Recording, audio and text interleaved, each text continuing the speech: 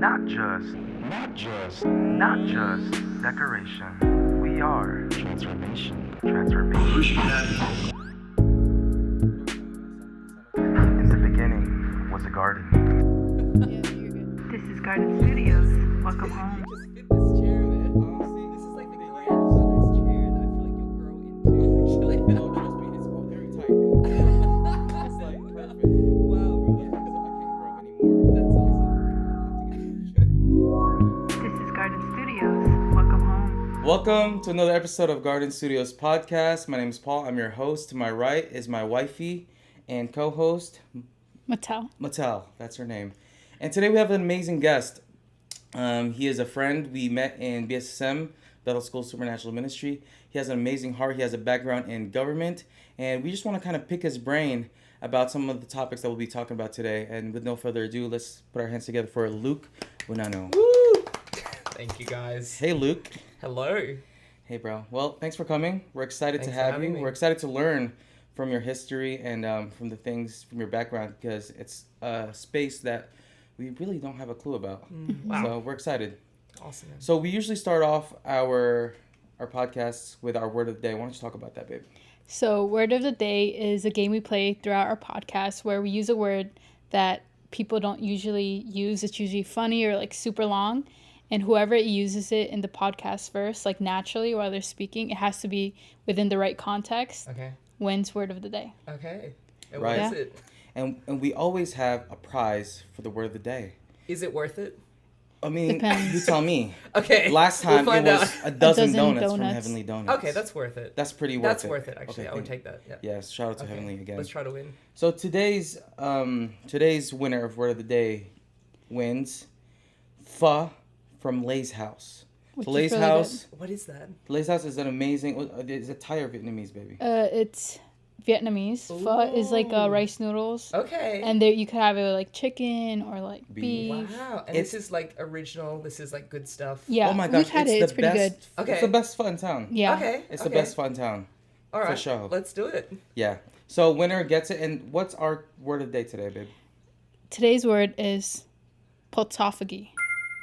Is that English? It is English. It's Okay. a medical term usually. So it's a noun and it means thorough chewing on food until it becomes like porridge. Ugh. Ah, Yeah. okay. Where did you find this? It was Paul. So Where do you come up with the words? I don't know. Okay. probably just looked up weird words that Yeah. nobody Okay. uses. All right. Yeah.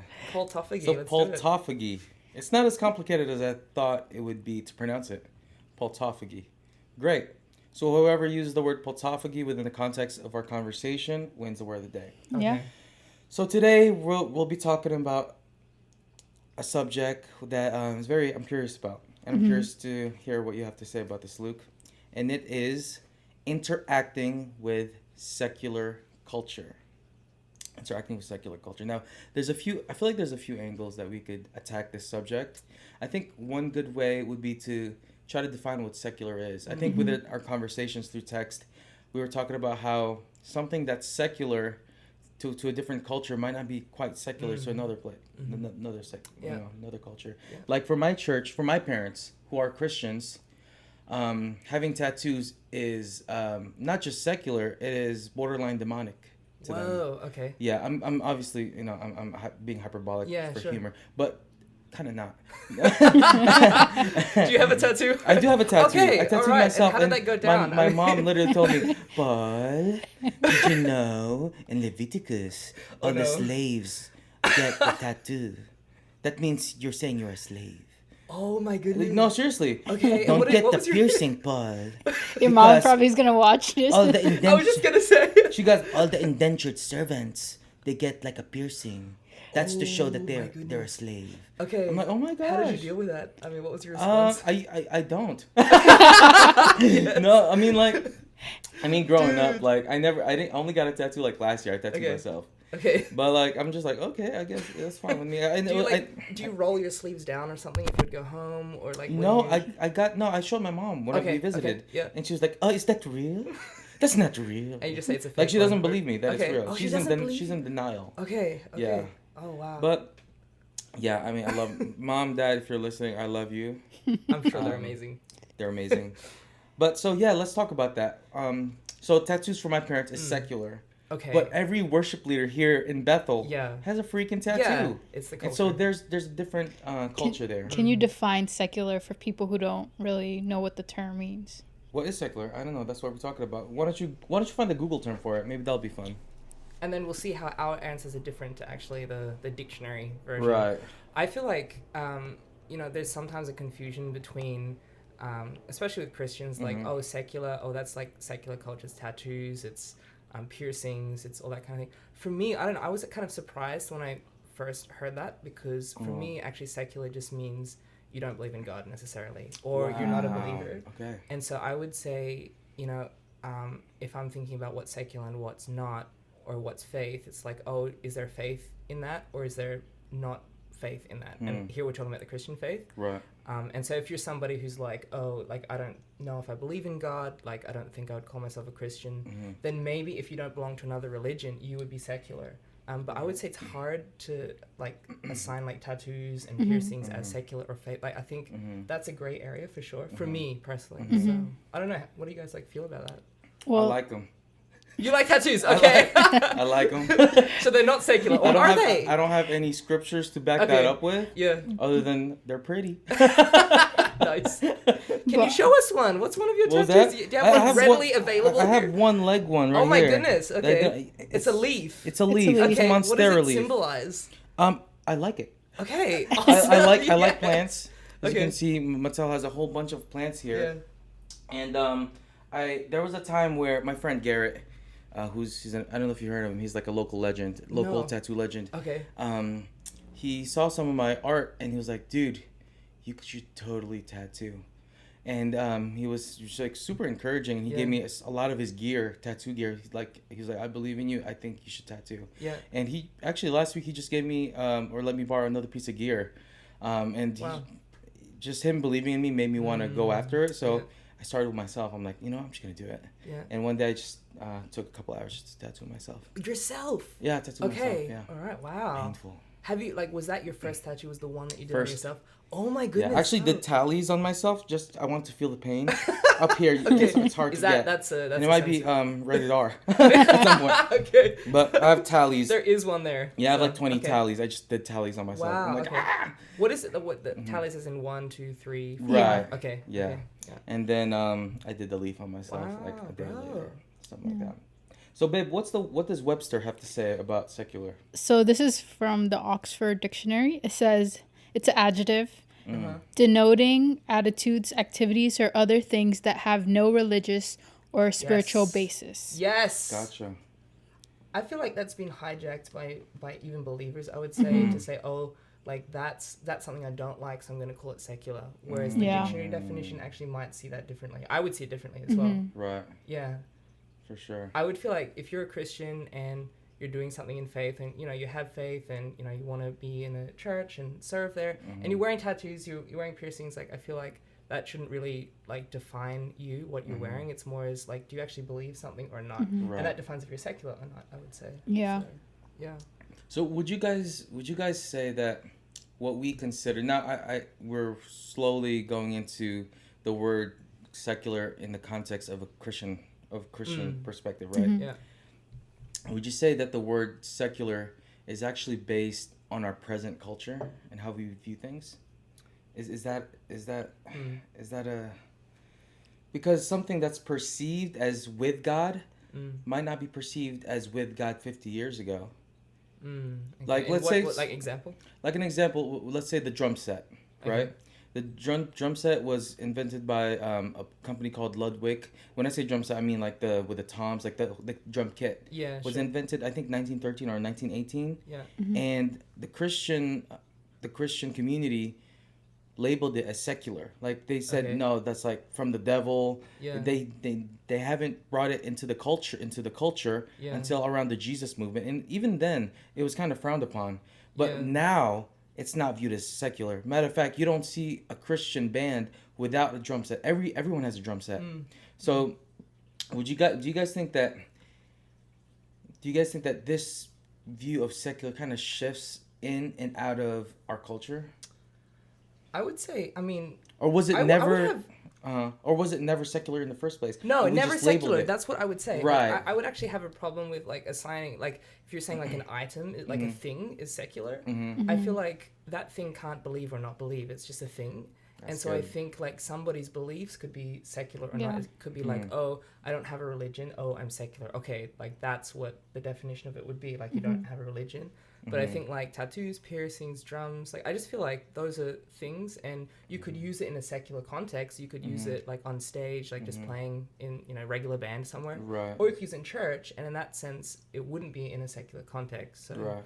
I think maybe like, yeah, oftentimes maybe we've kind of mixed up the two things and said, oh, like things can be secular or not.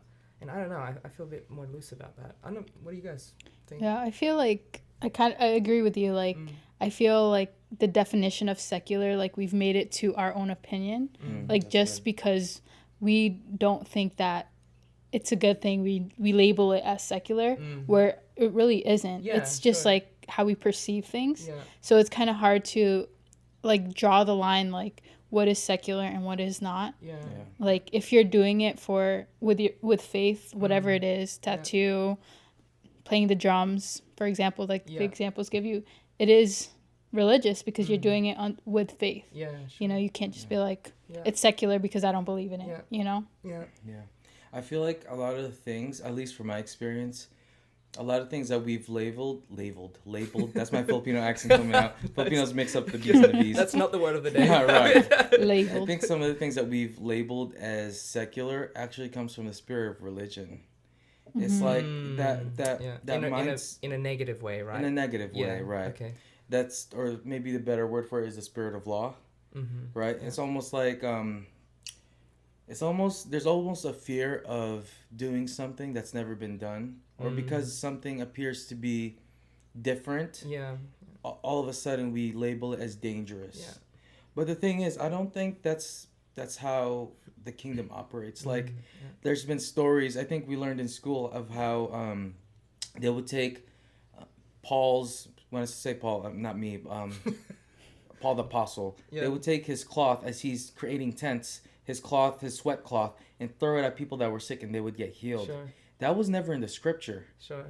That was just through exploration. Yeah. And I feel like that spirit of labeling things as secular, when we do that out of the spirit of law, we're actually missing out on the exploration that we could be doing. There's so many facets of God. There's so many of his traits that we're missing out on because we're so afraid to go outside of the box. Yeah, sure. And I think like that thought's totally valid and can be taken to the extreme, and like you could use it to justify things that are actually wrong. So I think, you know, it's a healthy thought, but then I think sometimes it's used as an excuse, and maybe that's why some people in the church are just very wary of these kinds of things because they've seen it maybe abused sometimes. Right. But I think How do we balance that? what between Yeah. too extreme and then Yeah, actually it's right? okay. I don't know. Yeah. I feel like if your heart's, it actually goes back to your heart, less about like what you're wearing or what you're doing, and back to like what's your intention, where's your heart at? Yeah. And I feel like somebody, like let's just say maybe in our culture we've got like worship leaders who you know have tattoos or piercings, whatever. But I think if the heart is pure and it's like, oh, I'm actually here to serve God, I'm here to serve other people, I'm here to express my faith in a pure and genuine way, I think, that can actually, you can use a lot of tools to do that. But if your heart's like, oh, I want to draw attention to myself, it's about me, I'm not really bringing much faith into it, then you kind of shift the context, I think. So I think it's about the context and your intention. Gotcha, Yeah. for sure.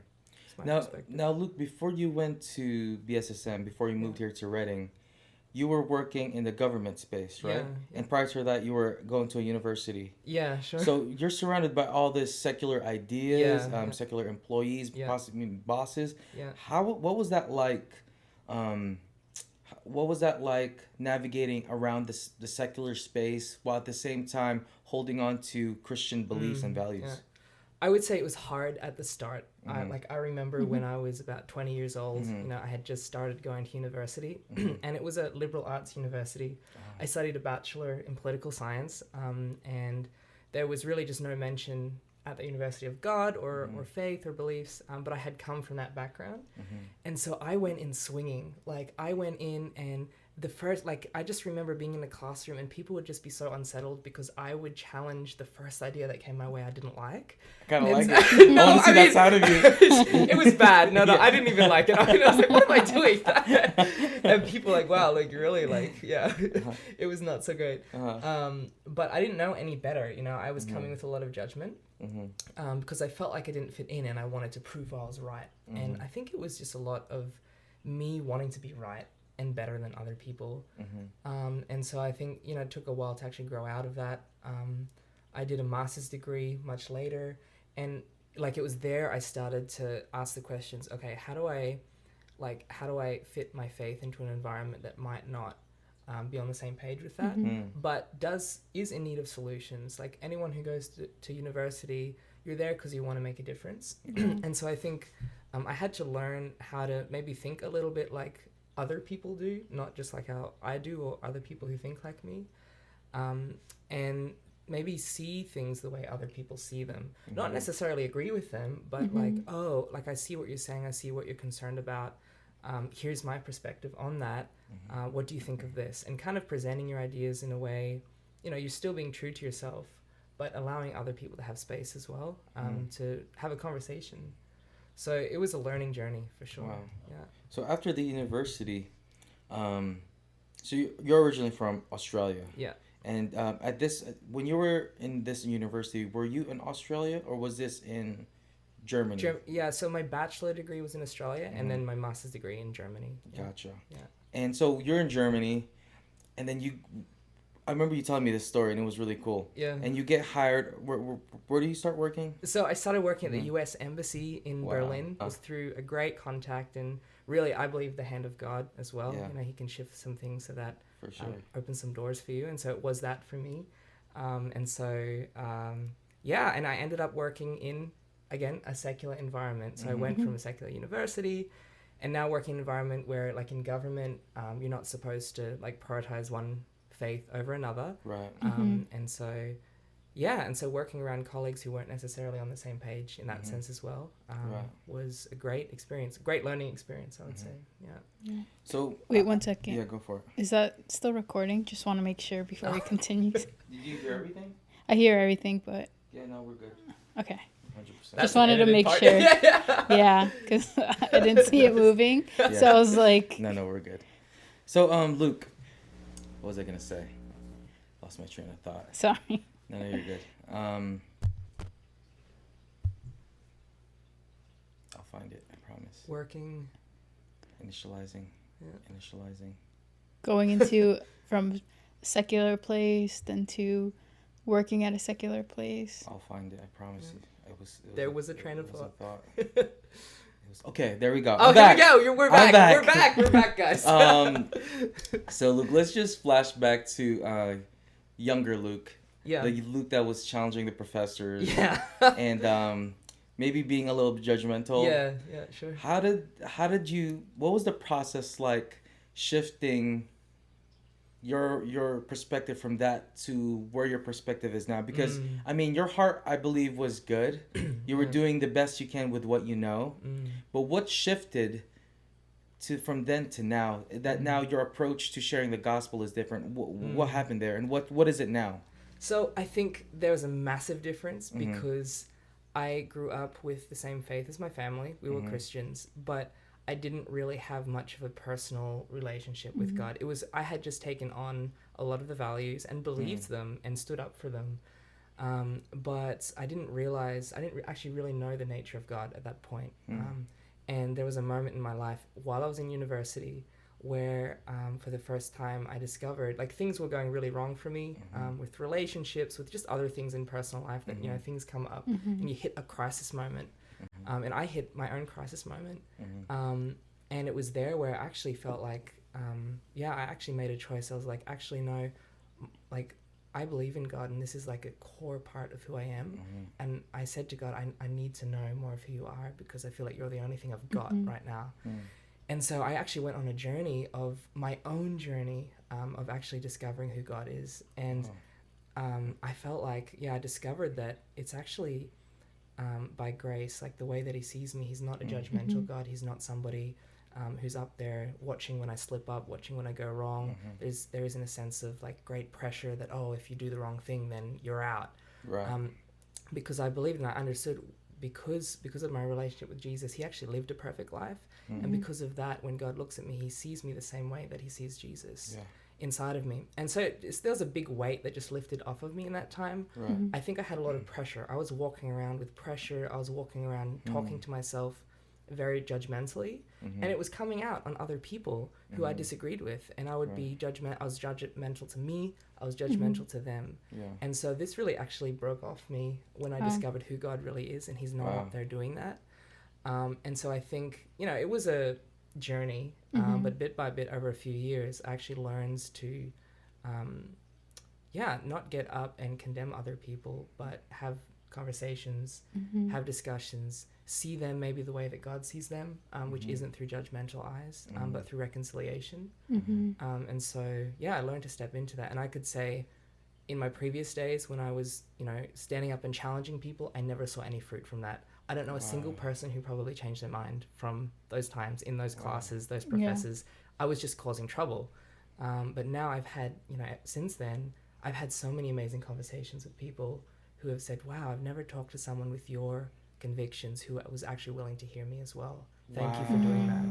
Yeah. And so I think I have seen fruit from living that kind of lifestyle instead. Wow. So, That's amazing. So you've seen more fruit interacting with the secular people, with the secular in a more, from a perspective of love and compassion. Totally. Rather than, you might be right, Yeah. but your delivery is a little jagged. You know what I mean? Totally. Yeah. And it's not about being right, it's actually about just heart-to-heart conversations with people. People have these barriers, and especially if there's the secular faith divide, people have expectations about how you're going to act as a believer. You have expectations about their reaction to what you believe. So there's this wall people put up, but if you can actually break that wall and establish trust, I think you can have conversations you wouldn't have otherwise. And so I'm not the best at it, but I'm learning on that journey. I definitely believe relationship, if you want to get to somebody, relationship is more important than trying to teach at them. Totally. I've had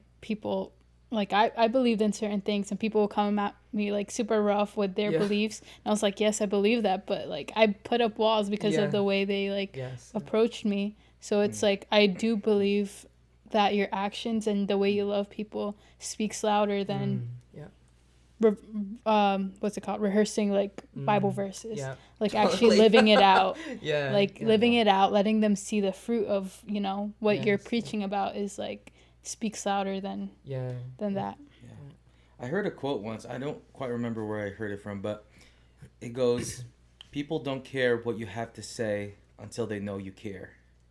Wow. People don't care what you have to say. You could be right, but if you don't care about them, they don't care what you have to say. Yeah. So, dude, that's so powerful how when you engage people who don't have necessarily Christian beliefs, when you engage them with a heart of love, they actually open up. They do, I think that's amazing. And you don't go in with the agenda to, and they can tell, people can tell if you have an agenda behind a conversation, but if you're actually genuine in just wanting to connect with people, then there's a respect that happens there. And then, they might ask a question, why do you believe that? Or why is that important to you? And they're not asking to challenge, they're just asking out of interest, actually. And if we stand out in the right ways, I think that speaks, like you said, that speaks more than arguments. And so, it's an amazing journey of learning that. That's amazing. Yeah. So you went from preaching to just loving or people. Just challenging or just fighting. I wouldn't even call it preaching. It wasn't even that good. So, That's amazing. Yeah. That's powerful. So, I think creativity can do something similar to that. People don't really think of the arts as a way of evangelism. But in the Bible, it blatantly shows how it can be powerful at shifting people's principles or even just for them to bring them to complete repentance. I mean, we've heard in school about that woman, the Queen of Sheba, going to Solomon's temple. And she said she saw what they were wearing. She saw the food on the table. She saw how they were seated. And she saw the staircase. And she said, your God must be real. Wow. So she saw the food on the table. That's culinary. She saw what they were wearing. That's fashion. She saw how they were seated, that's interior design.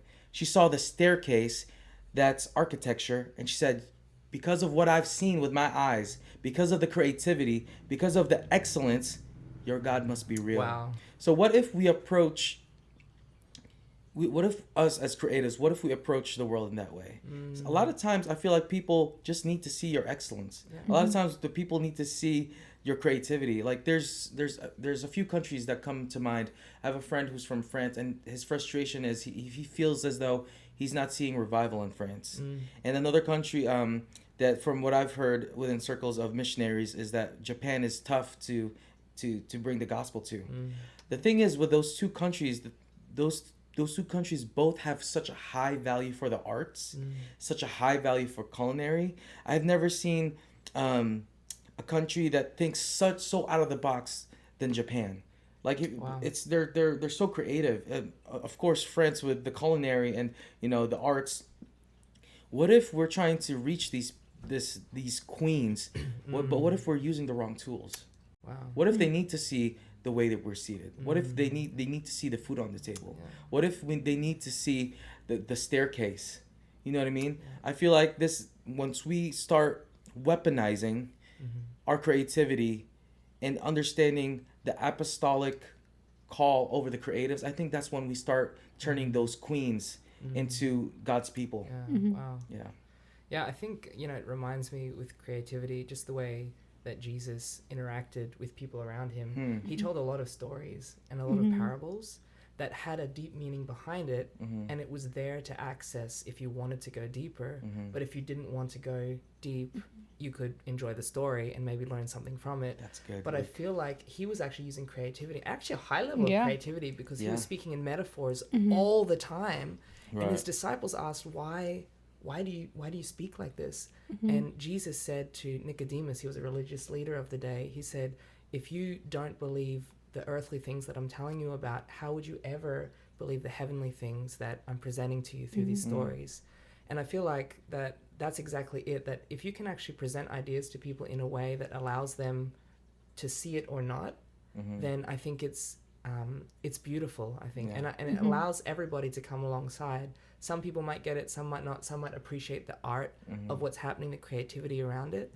But some might actually ask questions, and you actually might get an interaction that you wouldn't get if you were preaching at somebody, or even if you were debating, have a conversation. It opens doors, I think. So. Yeah, dude, I've never seen it articulated that way. Wow. That Jesus was creative in his his deliverance of the message or the gospel. It makes me wonder, like, if Jesus was here nowadays in this day and age, I think he'd probably be a filmmaker. Yeah, because he was telling stories all the time. Metaphors everywhere. Yeah, he would probably be creating film all the time now, that blows my mind. To think of that. Yeah. Another point I wanted to touch is, so right now through this conversation, I'm beginning to kind of see and learn that we should approach people, or we should approach the secular, not from a place where we want to change people, or we want to, from the motivation that we want to kind of, I want to fix you. Yeah. You know what I mean? But more of a heart from a place of love. Yeah. Well, what about when it comes to government? Let's say laws that are in opposition with biblical values and biblical principles. How do we have a place in that, or should we take the same role where we just love who our leaders are? What can we do? Do we do anything? Yeah. Is it so when you say like laws that go against certain values, do you mean like maybe laws that come out that we can't do because of what we believe, or is it laws that come out that we just disagree with generally? Yeah, I guess more society. Of the second one. Okay. Yeah. I think that's been a topic for me that I've had to kind of struggle through, is because you have leaders who don't necessarily share your values, and sometimes they come out with decisions and laws that you highly disagree with on a moral basis. Like, it's not even politically I don't like that. It's like, I feel really convicted that that's really wrong. And there is something to say for where it says in Romans 13, where Paul is actually writing to the Roman church, who are under, one of the worst dictatorships probably the world's ever seen. you know, we think today we've got it politically bad. Well, this community had it really bad. I mean, they were under persecution. And he said something to the effect of, submit to the authorities, because they've been put in that position. This is in Romans 13. They've been put in this position as servants of God, and and the people who should be afraid of them are the ones who do wrong, but you'll be commended if you do good. So there's one side of it that's like, okay, leadership has been established by God, and God's the King of Kings, you know, so leadership has been established by him. So, you know, in the moment that you might feel like you disagree, I'm not sure we have the right to stand up and start a revolution. But on the other hand, when the Pharisees asked Jesus about taxes, Jesus said, give to Caesar what's Caesar's and give to God what's God. Right. So I think there's a distinction between, okay, what belongs to the government and what belongs to God. And I would say for Americans, we're an American, we have the benefit of a democracy, and our rights actually come from God. Many of our basic freedoms and basic rights come from God, and not the government. So the government can't just give them and take them away. So there's basic rights that you actually are allowed to stand up for. And if the government tries to come in on, so we're talking about like freedom of speech, freedom of assembly, like life and liberty, these are basic rights that God has actually given us. And so I feel like there are moments when you can stand up and say, hey, you're actually pushing in on my basic freedoms. I don't agree with that. But I wouldn't say, you know, many people are like, oh, let's get out on the streets, let's go protest, let's go stand up. That might have its place, but I would say we live in a democracy, we can vote. And as Christians, you know, if you disagree with the government, you don't necessarily have to go out and riot and bash in windows, but you can get out and vote. And I think not enough Christians or believers, or actually just frankly anybody, there's not enough people who are actually registered to vote. And because, you know, they might have opinions about what's going on, but they don't actually get out there and say, hey, I want a new government. And so, yeah, I would always say, you know, if you're watching what is going on in government, you don't like it, you actually are empowered to go out and vote and to have your say in what's going on. So, yeah, no, that's great, Luke. Yeah, that's great.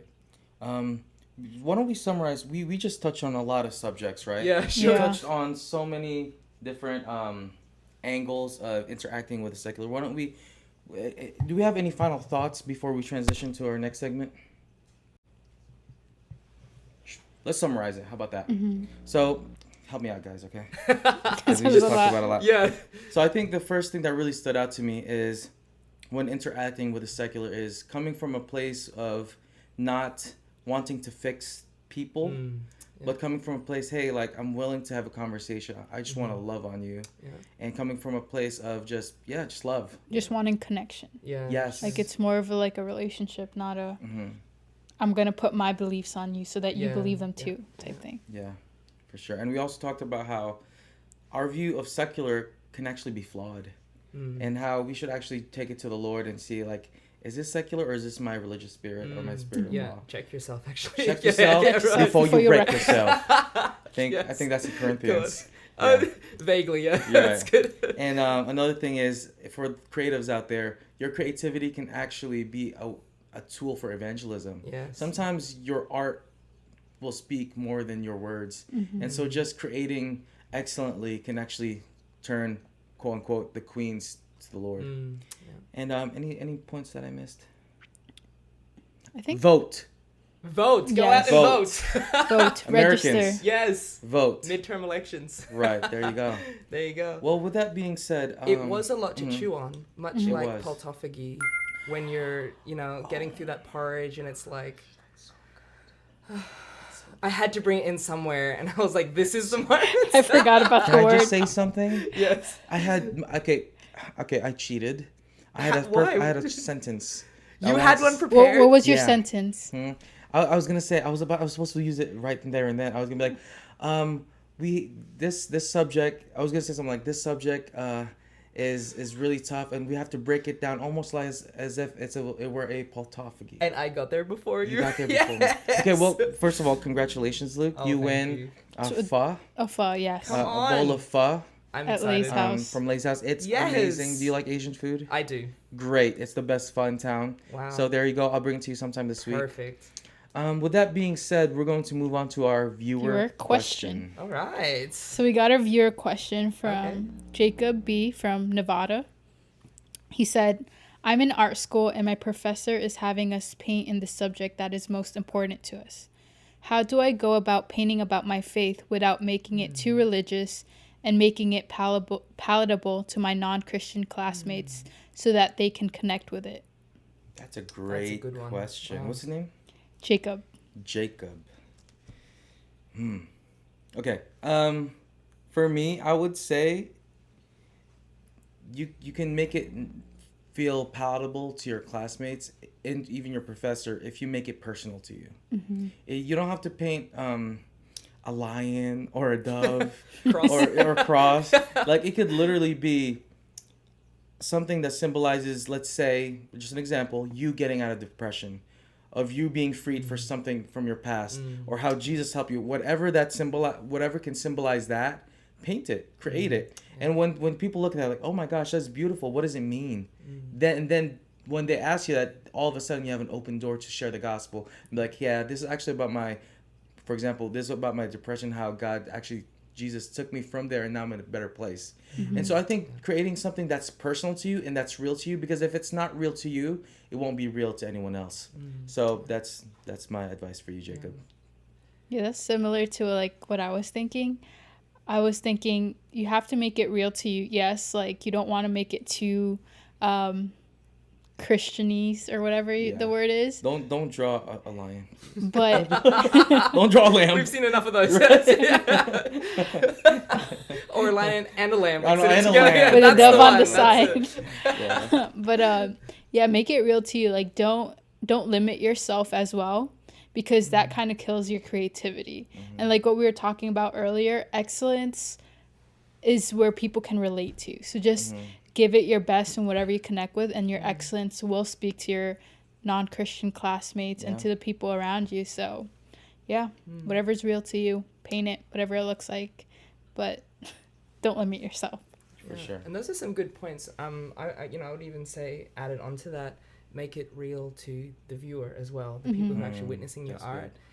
You know, if it's real to you and it's real to them, if it's a kind of a shared lived experience, they're able to relate to that. And I think much of the art that we create is sometimes like we can relate to it, but other people not so much, and so it's not so interesting for them. Yeah. But you can create art that maybe actually allows people, it validates maybe some of the pain they're going through, some of the struggle they're going through, but maybe have kind of a redemptive process that's within there. You can talk about it, but just some of the stuff that other people are experiencing as well, that they're like, oh, I really see my life in that. I really see that moment of my life in your art. What made you actually come to that conclusion, or why is, I see a journey in there. Tell me more about that journey. And I think, it's going back to metaphors. When Jesus was speaking in parables, he wasn't, walking around all the time just proclaiming everything as it is. He was actually using metaphors and parables. And I think we can just do that in creativity. So yeah. There you go, Jacob. Jacob, right? Yes. Thank you for your question, Jacob. Good one. That's a great question. You're gonna, I'm sure you'll kill that painting.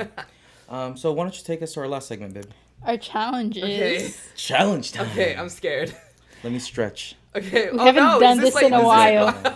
We haven't done this in a while, but it is a 1-minute portrait. Oh my goodness! Wow. Okay. Yeah. I cannot draw a disclaimer. I don't really you draw to either. me. Okay. I want him to draw me. Okay, let's do this. You okay there, babe? Yes. Alright, we got some pens. There you go. We got some clipboards. We got some paper as well. Take All that. right. I take that. I take Now, this. the big question is, what faces Sorry. are we? So portraiting? you will draw Paul. Okay. Then I guess you'll draw me, I'll draw and then you. I'll draw you. Okay. Beautiful. All right. The circle of life. All right, so babe, so are you gonna have a timer for us? So how do we? Is there a win? Like, is there a victory points or something? I think what we usually do is we create a poll on social media. Okay. And it's just bragging And, rights, to be honest. Okay. And then whoever wins, we gets bragging rights. Yeah. Okay. Yeah. So this is one way for our viewers to interact with All us. right. Let's do this. Hold on, I gotta move this out my face. Should I do like a metaphorical portrait of you? Hey, there's no Whatever you rules. want. There's no rules. Okay, ready? All right. Set. How much time do we have? 1 minute. 1 minute. Ready? Okay. Oh my gosh. Set, Dudes. go. Draw me like one of your French women, Luke.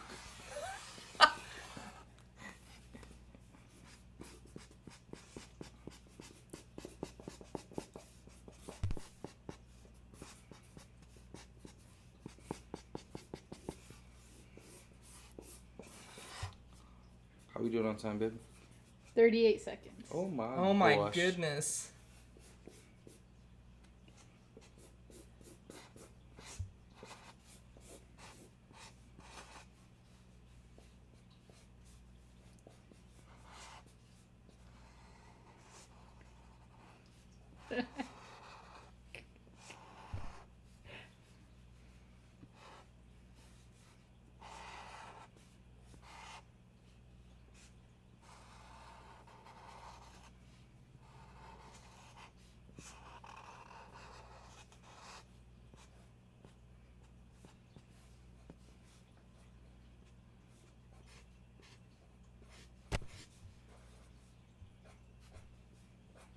Oh, it's done. It's done. Oh my gosh. Wow. Sign it, guys.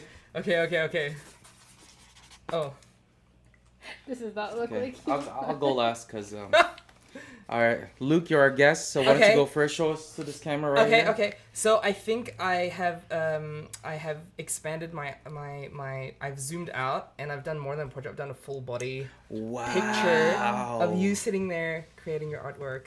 That is So much pretty good. emotion. I've never seen so much emotion. I don't know where your mouth One is, image. but it's That's you're beautiful. concentrated. Right. Wow.